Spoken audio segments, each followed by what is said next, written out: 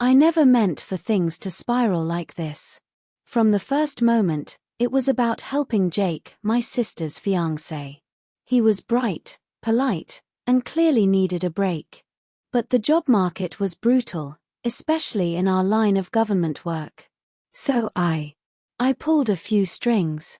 Maybe too many. I remember revising those onboarding documents. It felt harmless at first. After all, I'd handled paperwork like that hundreds of times. But then came the texts late at night, when I coached him to downplay our connection. Just close friends, I told him, don't mention me. I even leaked interview prompts to him. I watched him prepare from the shadows, nervously rehearsing answers in my office while I pretended to review files. Just stick to the plan, I texted him seconds before his slot. I thought I was doing something noble, helping someone I cared about. But the moment the authority launched its inquiry, it all unraveled. Messages surfaced, documents flagged, interviewers raised eyebrows. Suddenly, I was at the center of a full-blown scandal. I resigned in shame, though I hoped perhaps that would be the end of it. But now my name is in cold reports, talk of abuse of power, ethics breaches, corruption. Every recommendation for reform points back to me. And I realize now, none of it was worth it. I didn't just break policies, I undermined public trust. I've let down my sister, my colleagues, and the very institution I swore to serve. I still believe Jake deserved a chance. But my choices cost us all dearly. After my resignation, I thought I could simply fade into obscurity.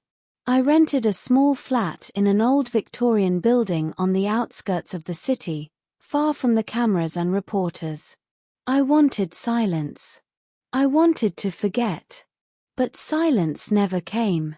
The first week, I began noticing scratches on my door frame. At first, I thought it was nothing, maybe the wood was old. But each night, the marks grew deeper, almost deliberate, forming strange curved symbols I didn't recognize. I'd wake at 3:07 a.m., always the same time, to the faint buzzing of my phone. Anonymous messages appeared, fragments of the very texts I had sent Jake during the scandal. Lines I thought were deleted forever. Don't mention me. Stick to the plan. The number sending them didn't exist. One night, unable to sleep, I replayed the voicemail left on my work phone the day I resigned. For months, I hadn't dared to listen. When I finally pressed play, a distorted voice whispered my name, and then laughed.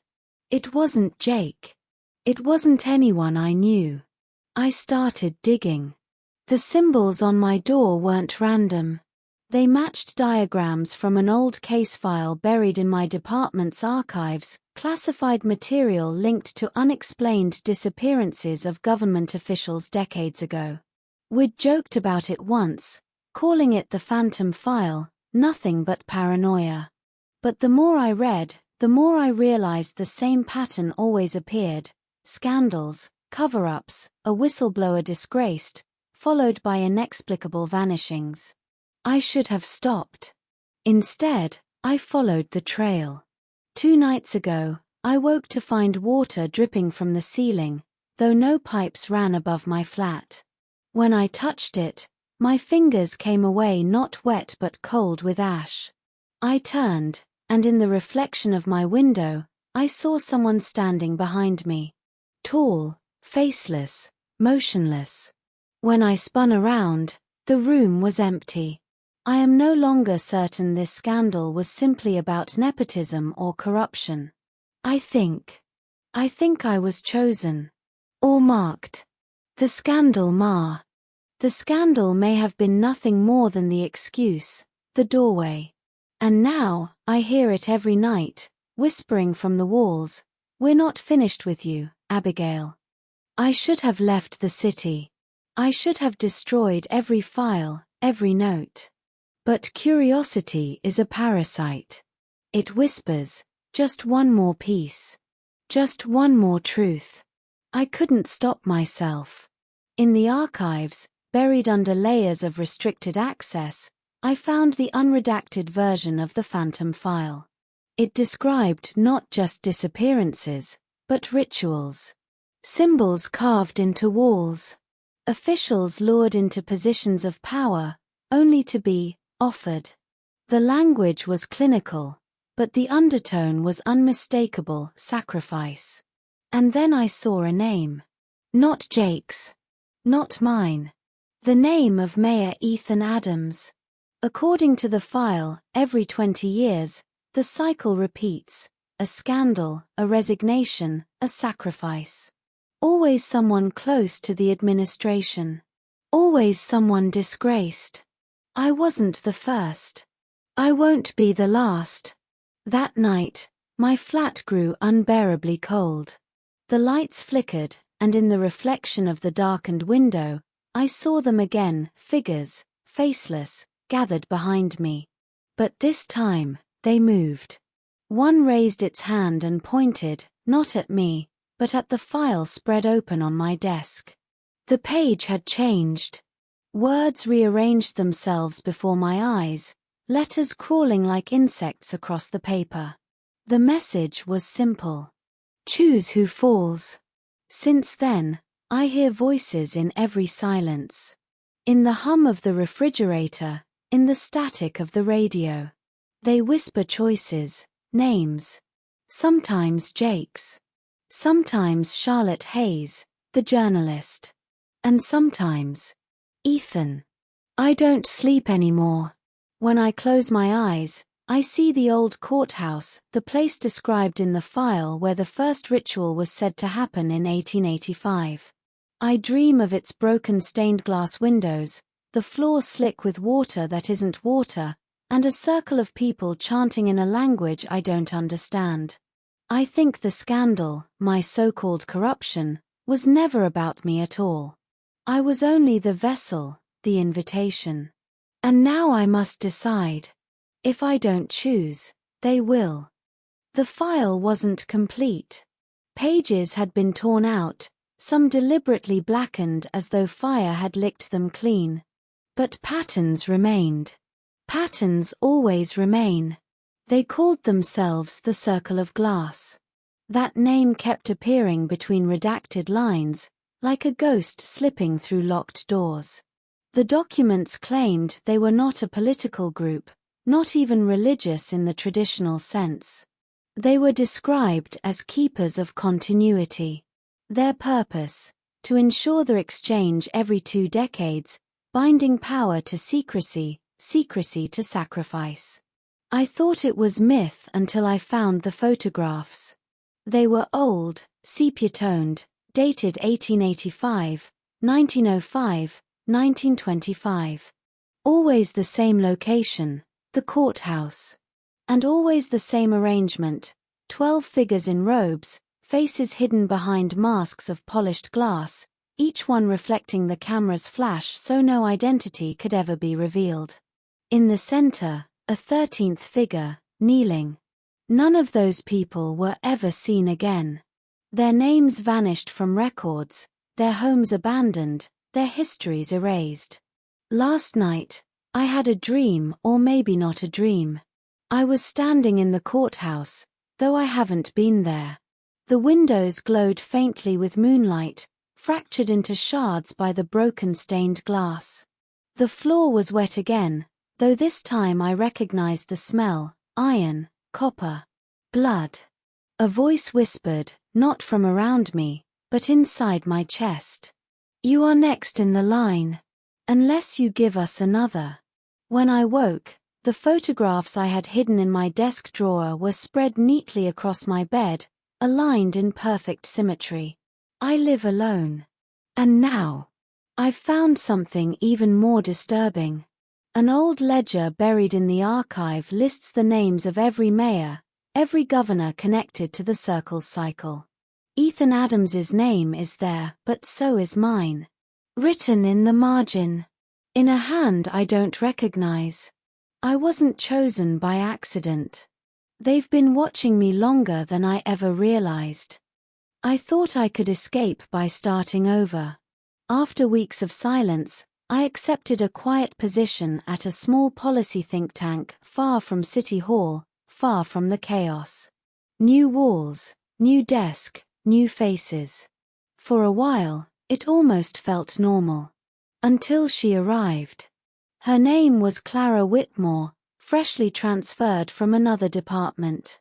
On the surface, she was ordinary, friendly, efficient, even helpful.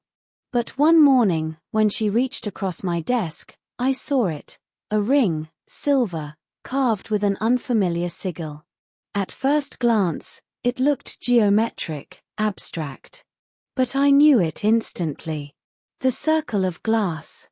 The same curves and intersecting lines I had traced in the margins of the phantom file. The same pattern scratched into my apartment door. She noticed my stare, slipped her hand back quickly, and smiled. Too quickly. That evening, I followed her.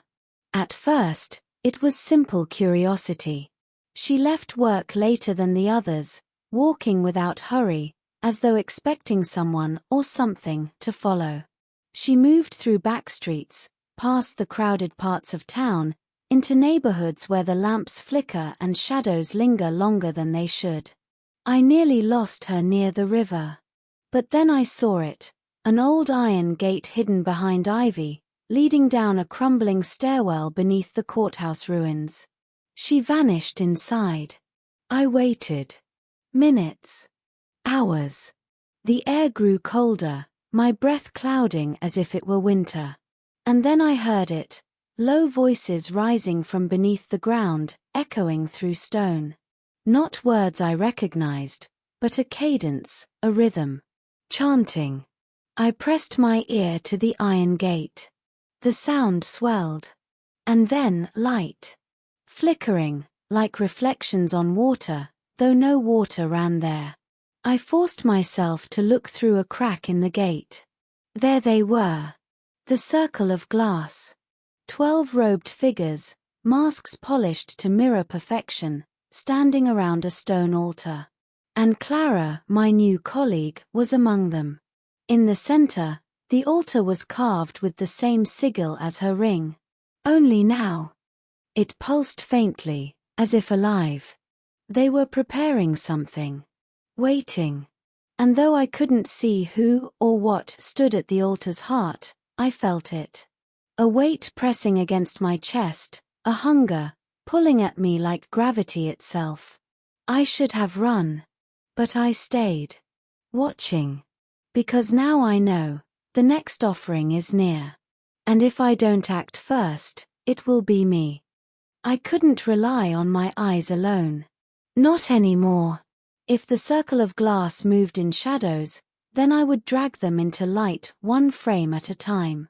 2 nights after I first followed Clara, I returned to the courthouse ruins. I carried nothing but a small pack, miniature surveillance cameras, motion detectors, a notebook. My hands shook the whole way, but I forced myself forward. I started with the entrance. The ivy-covered gate hid 2 perfect corners where I could place pinhole lenses. From there, I could capture every face, every gesture, every secret that passed through those doors. And it worked. For 3 nights straight, I watched from my laptop as members arrived. Always in pairs, always in silence. Their movements were ritualistic, 3 knocks against the iron gate before entering. Each one wore the same glass mask, but their habits betrayed them. One always adjusted his sleeve. Another limped slightly. Clara always touched her ring before passing inside. Patterns. Rituals. Secrets unfolding. But I wanted more. Evidence not just of who they were, but what they were doing. On the 5th night, I slipped inside. The air beneath the courthouse was damp, bitter with the scent of stone and rust. I moved carefully, placing cameras in the arches, in the corners of the underground chamber. Each lens blinked once as it activated my new eyes in their world. I fled before they arrived, heart pounding, sure every shadow would reach for me. That night, I didn't sleep. I watched. At first, the footage showed exactly what I expected: the chanting, the altar, the gestures. 12 robed figures circling, hands raised in unison. But then, something changed.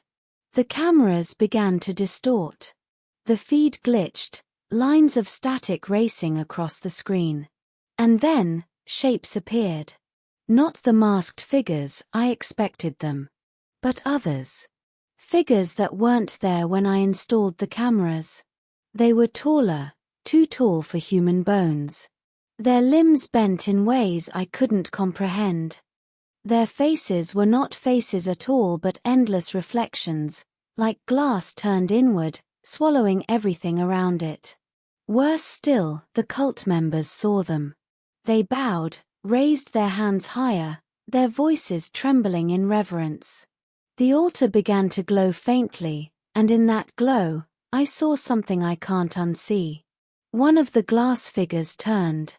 And though it had no face, no eyes, I knew it was looking directly into the camera.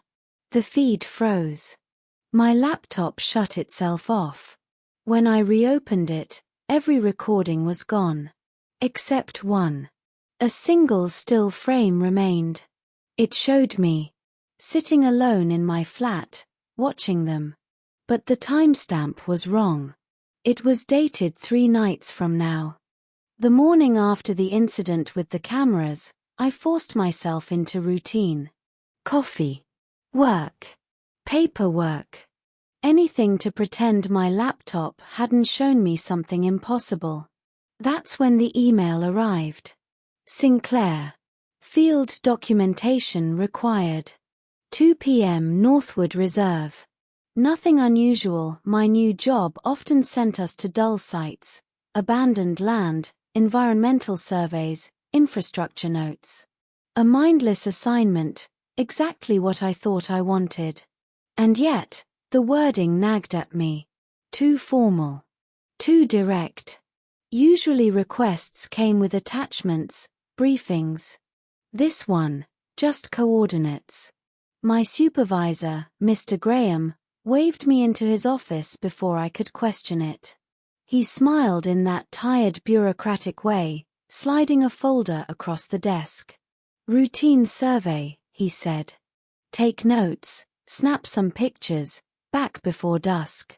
But his eyes didn't match his words. Still, I obeyed. By afternoon, I was driving through the forest road, the world narrowing into endless trees and shadows. The deeper I went, the weaker my signal grew until my phone was nothing but dead glass in my hand. The coordinates led me to a clearing. At first glance, it was nothing remarkable: fallen logs, damp moss, shafts of light piercing through the canopy. I took out my notebook, pretending this was real work. Pretending I wasn't already trembling. Then I noticed them. Symbols carved into the bark of the surrounding trees. The same sigil from Clara's ring, the same that burned on the altar. Only larger, deeper, cut into the forest itself like wounds. My breath froze. I turned to leave. And saw headlights. A car pulling up behind mine. Then another. And another. Figures stepped out. My colleagues. People I'd shared coffee with, laughed with, trusted. Clara among them, her ring catching the last of the daylight. Even Mr. Graham was there, no longer pretending with his weary smile. They didn't wear masks this time. They didn't need them. You shouldn't have looked, Abigail, Graham said softly. Almost kindly. My hands shook, clutching the useless notebook. This isn't real, I whispered. But then I saw the altar. Half buried under moss at the center of the clearing, ancient stone, carved with that same sigil. Waiting. Always waiting. That's when I realized the truth. I hadn't stumbled upon the circle of glass by accident. My job, my transfer, my colleagues, it was all theirs. I'd been under their watch since the beginning. The forest grew quiet. Too quiet. Even the birds had gone silent. And in that silence, Clara stepped closer, smiling. "We've been patient," she said. "But the time for patience is over." I couldn't move. My legs were stone, my lungs shallow. They stood around me in the clearing, faces calm, almost serene. Clara at my left, her hand resting lightly on that silver ring, Mr. Graham in front, eyes glowing with the satisfaction of someone who no longer had to pretend. "You wonder how long, don't you?" he said. His voice was low, persuasive, like a teacher revealing a lesson. "How long we've been here, watching, guiding, waiting." I shook my head, whispering, "Why me?" Graham stepped closer, his shadow falling across the mossy altar. "Because you looked, Abigail. Because you broke the veil. The circle of glass has always been here, before this city, before these forests were mapped. Every 20 years, we renew the bond. Blood, silence, continuity. It is what keeps the world intact." As he spoke, the others began to move. Slowly, rhythmically, forming a ring around me. Their footsteps were silent, but I could feel the earth shifting beneath their weight. Clara's eyes never left mine. She smiled faintly, as if urging me to accept it. My pulse thundered. My vision blurred. And then, without waiting for more, without daring to hear what would come next, I turned and ran. "Abigail." Graham's voice boomed behind me. "You cannot flee what you already are." I tore through the undergrowth, branches slashing my arms, roots clawing at my feet. The air thickened, heavier with every step. And then, the world changed. In a single heartbeat, the sunlight was gone. The forest plunged into darkness as though someone had thrown a shroud over the sky. And above the treetops rose a blood-red moon, massive and pulsing, staining the woods in crimson. I stumbled into a clearing and gasped. The ground was alive. From the soil burst crystalline flowers, hundreds of them, blooming in unison, their petals sharp as shards of glass. They glowed faintly, reflecting the moonlight, bending it, twisting it. The air chimed with their brittle song, a sound like breaking mirrors. I tried to step back, but the flowers grew faster, spreading like wildfire, surrounding me in a glittering cage.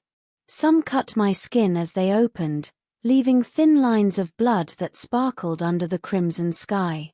Behind me, I heard the cultists emerging from the trees. Calm, patient, certain. Graham's voice carried across the clearing, steady as ever. "Do not fear, Abigail. This is not the end.